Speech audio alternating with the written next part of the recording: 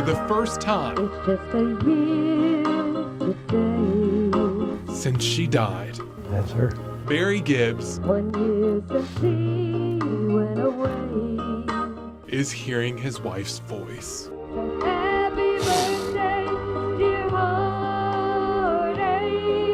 Oh, love still burns tonight. But to see why this single song strikes such a chord, It hurts rewind.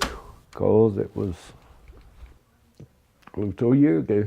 She said her chest was hurt. 48-year-old Portia Gibbs needed an emergency room. There was a hospital not far down the road in Belhaven, North Carolina.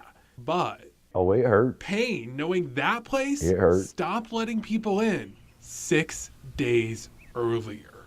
The hospital was right there within 30 minutes from where we were. The only option? Wait in this school parking lot with an ambulance for a medical helicopter to come. It would have to fly her to the nearest hospital 80 miles away. We sat there and sat there and sat there Barry says minutes turned into an hour, and waited and waited and waited. which turned into the end for Portia. When the helicopter started coming in for the landing, I could see it in the air. The guy come out and said, "That's it. We can't do no more. She's gone." Not only do you have your children, your elderly, your mothers, your dads, your friends die needlessly at times, but you also have an economic impact that is severe. Belhaven's mayor, Adam O'Neill, says the town loses $17 million a year from the hospital's closure. It was, after all, the #1 employer here. So your restaurants struggle, your stores struggle, and you also have a situation where the retirees don't move in anymore. Look around the main drag. Land sits unrented, City Hall's in crisis, and the police station is a mobile home. The old one flooded.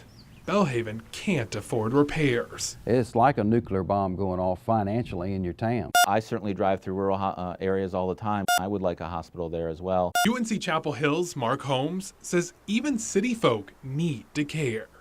His research shows 54 rural hospitals have closed nationwide since 2010, a growing trend with hundreds more at risk. A lot of these places are just struggling financially. They have been for a long time. A 48-year-old mother of two who spent the last hour of her life in the back of an ambulance in a high school parking lot. Back in Belhaven, That's what happens. That's real. they're not standing by.